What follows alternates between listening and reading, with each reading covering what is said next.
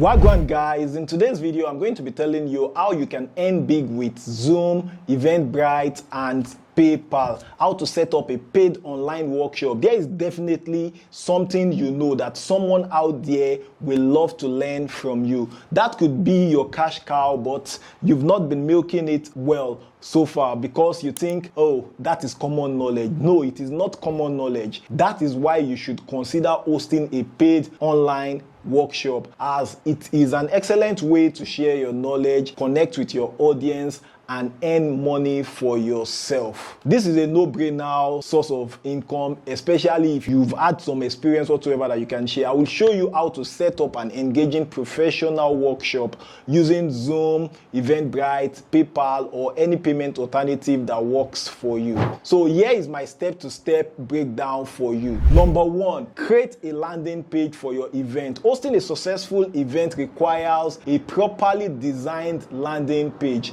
You provide the prospective attendees with further information and convince them further on what they stand to gain from attending your workshop. These answer typical questions in the mind of your attendees. What is the event? What is the title? What is it about? What will they learn from the workshop? And questions like what date, what time is the event holding, who is the facilitator, or are there guest facilitator? What actions do you want the potential attendees to take now? You can use call to actions to call them to action. For example, you can say register now, and you have that on your landing page. Now you can easily use tools such as Eventbrite, Ticketboard, Seller, RSVP, Eventzilla, and the rest of them for your ticketing. You know, a link can be gotten from any of these, and then you embed it in the buy button on your registration page. So the step 2 is for you to set up a ticketing with Eventbrite, Seller, or any platform of your choice. Eventbrite is actually the best option for my country, Nigeria, but if you are in the United States, United Kingdom, Kenya, or any other part of the world, you may need to decide on your own the best alternative to Eventbrite. I love the fact that Eventbrite makes ticket sales stress-free. It allows you the flexibility of setting the ticket type for early birds, general admission, and even you can have something like a VIP ticket option. You know, you can set price limits and you can put a cap on the number of tickets that you want to sell in each tier,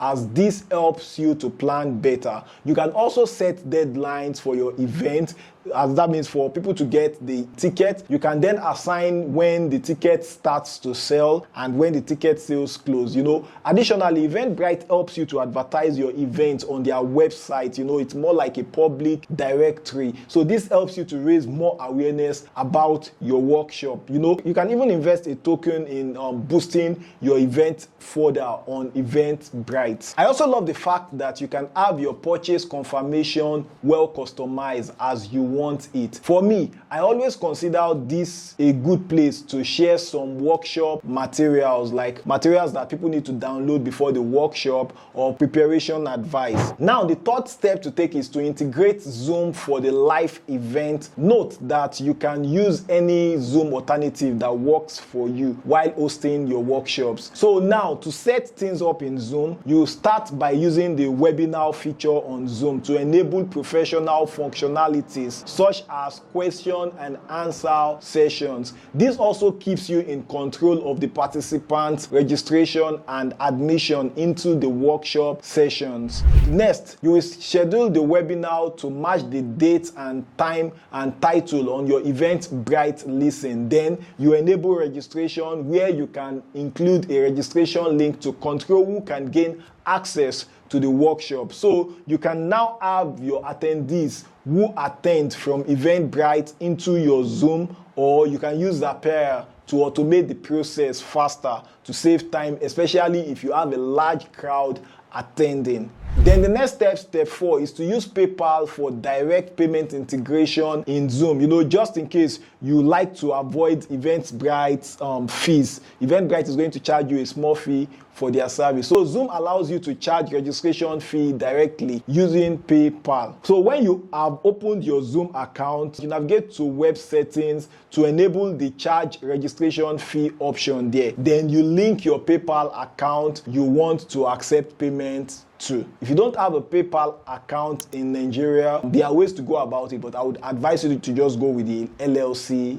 one, because that is more legitimate and will give you rest, and you would not be scared that your PayPal account will get suspended at any point in time. So once you have an attendee pays, they get redirected to Zoom's confirmation page, making the process seamless. The good thing about this option is that you have everything streamlined efficiently within Zoom, but it's unfortunate that Zoom only supports PayPal for you to receive payments directly. So to use a different payment platform, you can receive payment via means like your bank account, using seller.co and so on, and then you provide access to the workshop upon receiving payment. So the next step, which is the step 5, to ensure a smooth experience for your attendees, send them a well-tailored confirmation email and things like helpful tips, pre-workshop resources, and necessary links. You can take measures like enabling password to give access only to registered attendees. It is wise to have your sessions recorded so you can use it later as a YouTube video for further monetization,